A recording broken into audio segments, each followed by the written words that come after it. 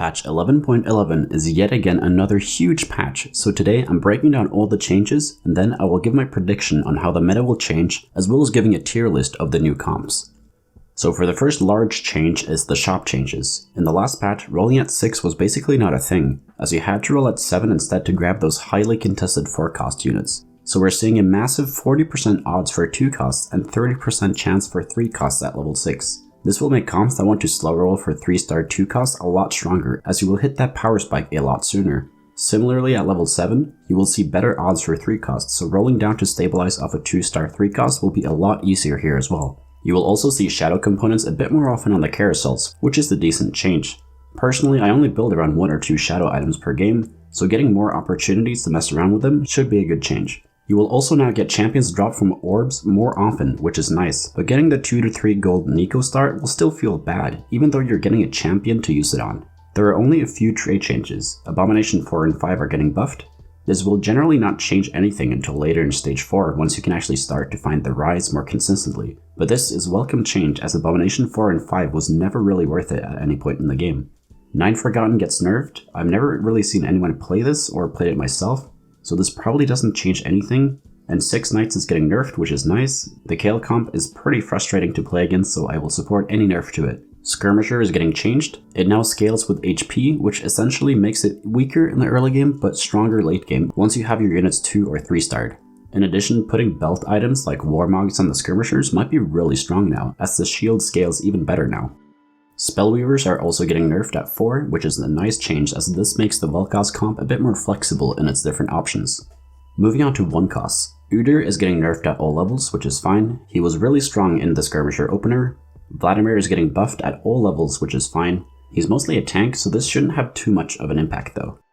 Moving on to 2 costs. LeBlanc is getting nerfed at 2 and 3 star and buffed at 1 star. This change is fine. The really long stun duration on the 3-star cast was pretty annoying, and the damage there as well was pretty insane.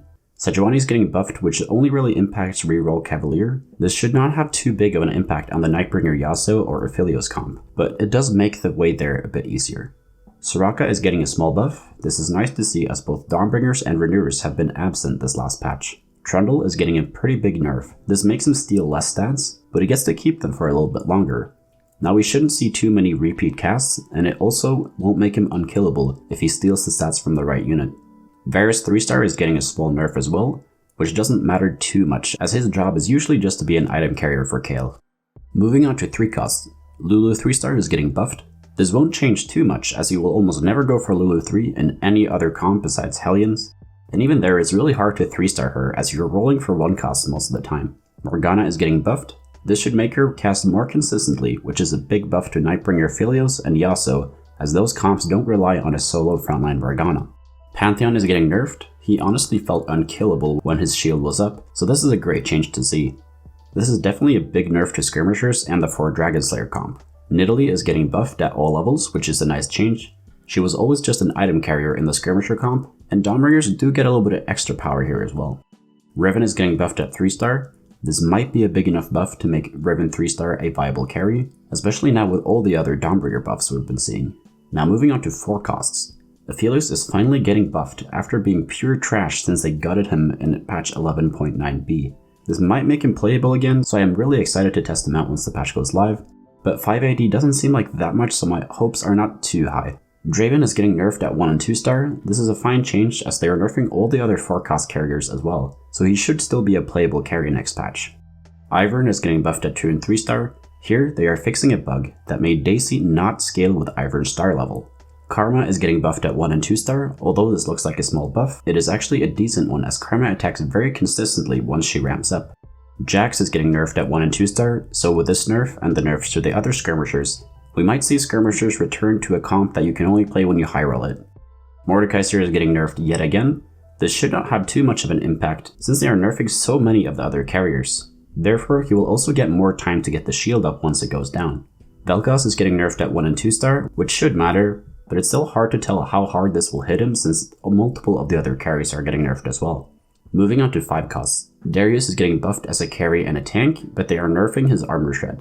This should make him less of a utility unit and more of a unit you want to play, as he deals damage and provides great frontline. We can see a very similar story with Garen. His spell goes off a bit quicker, but it shreds less MR now, so in general this is a nerf to Garen, but a buff to Darius. Heimerdinger is getting buffed, which is a nice change as he did not feel that great after the previous nerf to him. His biggest issue is still the targeting of the turret, which is something this buff won't impact specifically. Kayle is getting nerfed, now she will be pretty squishy and a lot weaker to splash damage. So from now on you might have to be more careful in positioning Kayle instead of just always cornering her. Volibear is getting buffed. With this buff and the Iron buff, we might see the return of the Revenant frontline. Now moving on to items. Both Archangel staffs are getting buffed. This item should be really good now as it was already good on the last patch, but it still suffers from the issue of it not being an item you can put on a lot of different units. Shadow BT is getting a buff. Maybe this makes it good, but it still lacks the defensive shield that the regular BT gives. Both Deathblades are getting buffed, which is a decent buff to Aphelios, as he's the best user of this item in the entire game. Shadow Gunblade is getting buffed, and now heals the lowest HP ally. I don't think this is enough to make the item good, but maybe we will start seeing this item pop up in comps that want to stay alive for a long time, like potentially the Reroll Cavalier comp. Shadow Last Whisper is getting buffed. This might become a really strong item on Draven now, as the MR Shred benefits units like Mordekaiser, Diana, and Viego, but I don't think people will prefer this over Static Shiv or regular Last Whisper. Redemption is getting nerfed. This item was just too broken in the early and mid game, so I'm very glad to see this nerf. Both Static Shivs are getting nerfed, so they will shred less MR, but they will still be insane on Hellion units. Shadow Trapclaw is getting reworked. Now it gives a Trapclaw to every unit in a 1 hex range, but it does not stun the caster. This item should be insane versus AoE spells from Karma and Volibear, so it will be another one of those situational counter items. We also have a bunch of bug fixes, nothing that impacts the game too much, so pause the video if you want to read through all the rest of them. Now to understand what this new meta will look like, we need to take a look at what the meta did look like last patch. As we can see, there were more playable comps here with higher than a 4.5 average rank. But the most dominant ones were Assassins, Hellions, Vel'Koz, and 4 Dragon Slayers with either Skirmishers, Yasuo, or Draven. With Trundle, Pantheon, and Mordekaiser getting nerfed, we will likely see 4 Dragon Slayers slowly move out of the meta, which is great for comps that don't have a lot of burst damage like Karma and Aphelios. With the buffs to Deathblade, we will likely see Hellion go down in power, as that item directly counters that comp. And one comp that barely got touched was Assassins, so we will likely see this comp still perform very well, with more focus on Katarina or Nocturne 3-star as the primary carry instead of LeBlanc. One thing we have to mention here is the pace of the meta. The first patch was a very slow-paced patch where everybody wanted to fast 8 and fast 9. The B patch completely changed that and made people only roll at level 6 and 7. And for this previous patch, everybody roll at level 7 since the 4-cost units were so heavily contested like Mordekaiser and Jax. The reason people didn't fast 8 last patch was because of the payoff was not worth it as people took the units out of the pool at level 7, so you couldn't actually find them at level 8 once you got there. What we might see now is that people roll at level 6 and stabilize with 2 and 3 cost units, then they look to go level 8 and transition into a 4 cost carry. And the only comps that want to roll at 7 are the ones that revolve around 3 cost carries. So that brings us to this tier list. At S tier, we have Reroll Cavaliers with Brand and Victor carry, as well as Karma. Both of these comps like slow fights, and therefore this meta will most likely be dominated by slow fights. I think Assassins will be strong, but since both Aphelios and Karma have great utility that allows them to easily deal with Assassins, they definitely will fall down in power. But I want to add that this tier list depends a lot on how the Draven Mordekaiser comp gets impacted by the nerfs, because that comp is really strong into both Aphelios and Karma, and if it doesn't get affected by the nerfs too hard, we might end up seeing that comp sit alone in the S tier slot with Assassins, as the meta will favor fights that are quicker. The Hellion comp gets destroyed by Aphelios, so the ranking of that comp also depends on how much the buffs will impact him.